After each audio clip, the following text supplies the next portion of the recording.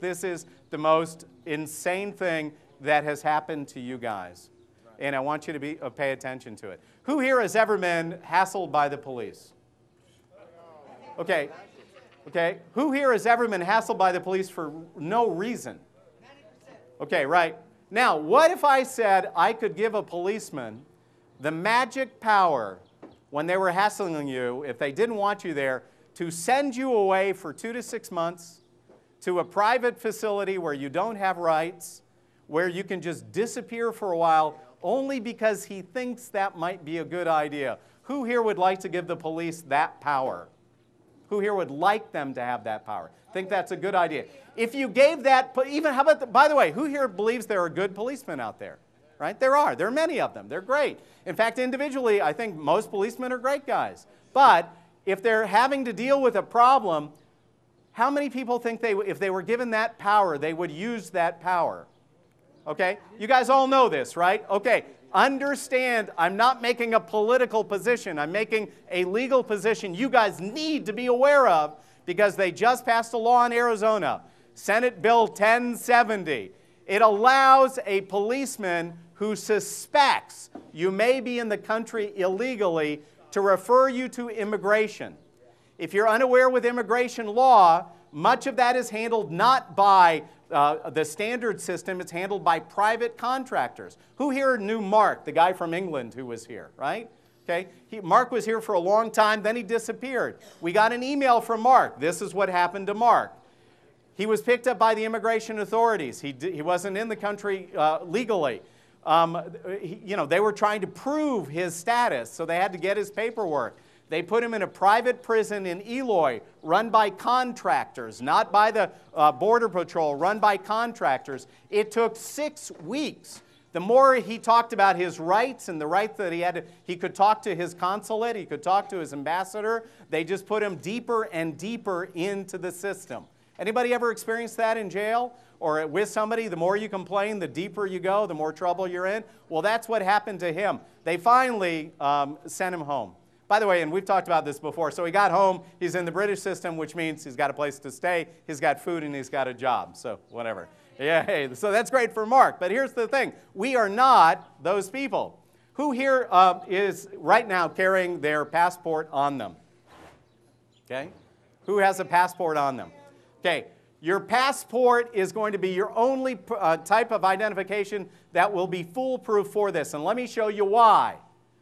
Who here is from Tennessee or from some other state? What is your passport? What does your birth certificate look like? Do you know? Okay. For some people, it's a little tiny card. Who here has a little card birth certificate, a little plastic card? Who here has a printed out piece of paper that's like this? Who here has raised lettering or a stamp on that? Who here doesn't have raised lettering? They've got just a normal stamp, right? Birth certificates are not standard. They are different everywhere. By the way, and if you think people have a hard time, right, like here, look at this. Does this look like a real certificate to you? Yeah. Well, no, look at the back, guys. I don't see it. How about this? If I'm from here in Arizona, we have raised stamps. Does this have a raised stamp? No, right? I have reasonable suspicion to believe that this is fraudulent. Could you do a color copy and make this? Yes. Oh, in a second, right? Totally. Here, look at this. Here's your state of Arizona one, right?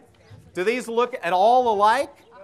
No. Well, who is a policeman going to be able to tell the difference? No. So what are they going to do? You know they can be sued if they're wrong, right? You guys know the law allows them to be sued. Well, they can't tell if this is real, this might be fake. They can't tell if this is real, this might be fake. So what are they going to do? They're going to send you to immigration, whose job it is to figure this out. How long will it take?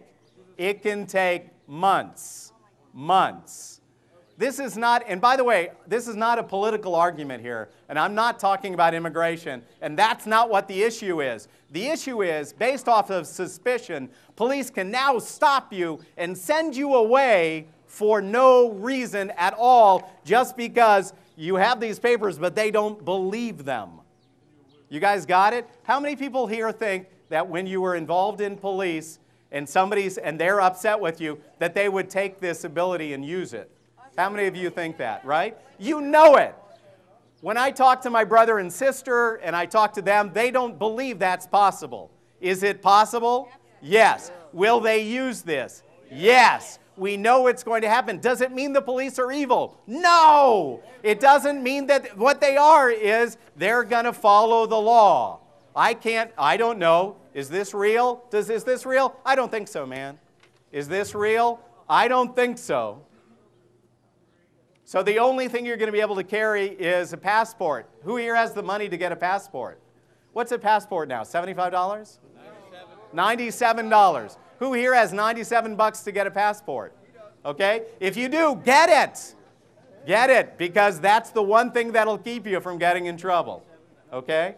Anyhow, it's Senate Bill 1070. It's been passed. It's been signed into law. It goes into law in 85 days. Please share with your friends. Even if you agree that immigration needs to be dealt with, let them know that this law is going to be an insane problem for our civil liberties and that we have to stop it now.